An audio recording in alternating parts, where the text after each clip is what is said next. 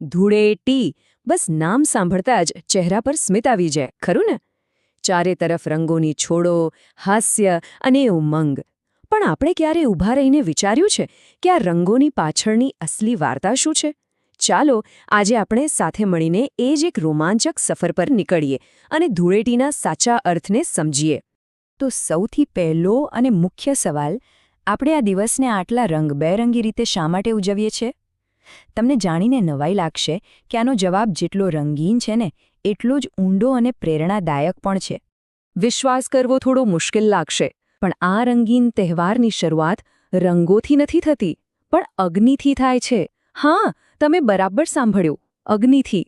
ચાલો આ રહસ્ય પરથી પડદો ઉઠાવીએ અને જાણીએ કે આ કેવી રીતે શક્ય છે.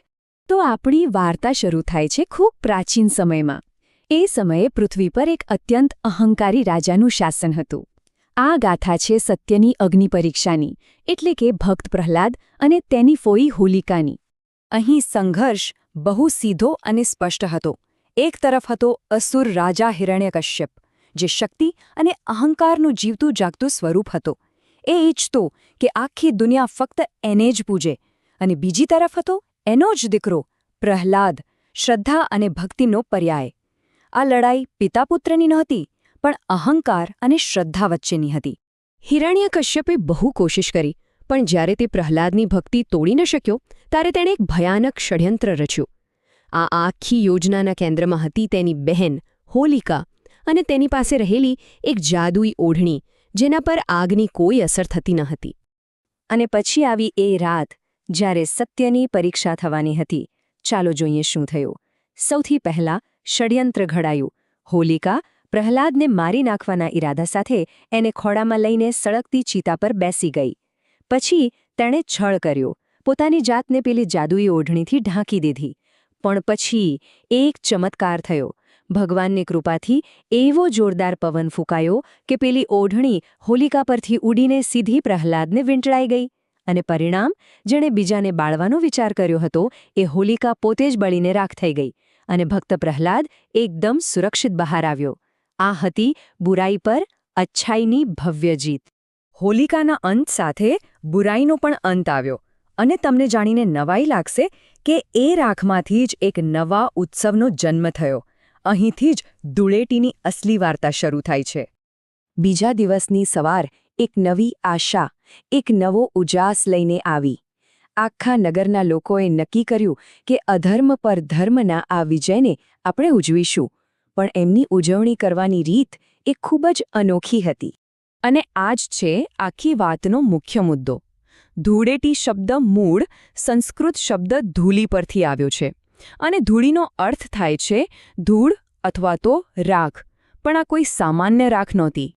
શરૂઆતના સમયમાં લોકોએ હોલિકાની ચિતામાંથી મળેલી એ પવિત્ર રાખને વિજયના પ્રતીક તરીકે એકબીજાના કપાળ પર લગાવી.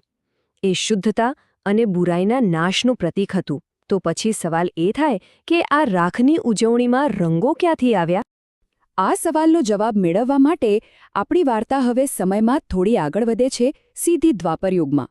કારણ કે અહીં ભગવાન શ્રીકૃષ્ણના પ્રવેશથી આ તહેવારનું સ્વરૂપ હંમેશા માટે બદલાઈ ગયું. આખી વાત એક બહુ જ માસૂમ સવાલથી શરૂ થઈ હતી. નાના કાનુડાએ એમની મૈયા યશોદાને ફરિયાદ કરતા પૂછ્યું, મૈયા, હું શ્યામ કેમ અને રાધા આટલી ગોરી કેમ? અને માતા યશોદાએ હસતા હસતા એક બહુ જ પ્રેમભર્યો ઉપાય બતાવ્યો. એમણે કહ્યું, લાલા, એમાં શું છે? જા, તને જે રંગ ગમતો હોય એ રાધાના ચહેરા પર લગાવી દે. પછી જો તમારા બંનેનો રંગ એકસરખો થઈ જશે. બસ આટલી નાનકડી વાતથી ઇતિહાસ બદલાઈ ગયો. તો ચાલો આ આખી સફરને એકવાર ટૂંકમાં સમજી લઈએ. પ્રાચીન સમયમાં પવિત્ર રાખ એટલે કે ધૂલીથી ઉજવણી શરૂ થઈ. પછી દ્વાપરયુગમાં ભગવાન કૃષ્ણએ કેસુડા જેવા ફૂલોના કુદરતી રંગોથી એને શણગારી. અને આજે તો એ અબીલ, ગુલાલ અને રંગીન પાણી સાથે આખી દુનિયામાં ઉજવાતો તહેવાર બની ગયો છે. શું અદ્ભુત પરિવર્તન છે! પણ ધૂળેટીનો અર્થ ફક્ત વાર્તાઓ અને પરંપરાઓ પૂરતો સીમિત નથી. એના દરેક રંગમાં જીવન જીવવાના બહુ ઊંડા પાઠ છુપાયેલા છે. ચાલો હવે એ જોઈએ કે આ રંગો આપણને ખરેખર શું શીખવે છે.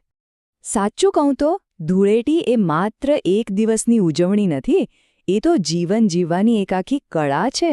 આ એવા સંદેશા છે જે દરેક વ્યક્તિ માટે દરેક સમયમાં એટલા જ મહત્વના છે. તો આ તહેવાર આપણને મુખ્યત્વે 3 વાતો શીખવે છે. પહેલી છે સમાનતા. જ્યારે આપણે રંગાઈ જઈએ છીએ ને ત્યારે કોણ અમીર, કોણ ગરીબ, કોણ ઊંચું, કોણ નીચું બધું જ ભૂલાઈ જાય છે.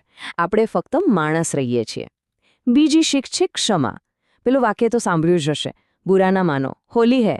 બસ એ જ. જૂના ઝઘડા ભૂલીને સંબંધોમાં નવા રંગ ભરવાનો આ દિવસ છે. અને ત્રીજી અને સૌથી સુંદર વાત છે નવી શરૂઆત. જેમ વસંત ઋતુ પ્રકૃતિમાં નવો જીવ પૂરે છે, તેમાં તહેવાર આપણને પણ જીવનમાં નવી શરૂઆત કરવાની પ્રેરણા આપે છે. તો આ હતી ધૂળેટીની સાચી વાર્તા. રાખથી શરૂ થઈને રંગો સુધી પહોંચેલી એક અદ્ભુત સફર. પણ આ વાતને પૂરી કરતા પહેલા એક સવાલ મનમાં આવે છે કે જ્યારે દિવસના અંતે આ બધા જ રંગો ધોવાઈ જાય ત્યારે એવી કઈ એક શીખ છે જે આપણા જીવનમાં કાયમ માટે રહી જવી જોઈએ? વિચારવા જેવો સવાલ છે, ખરું ને?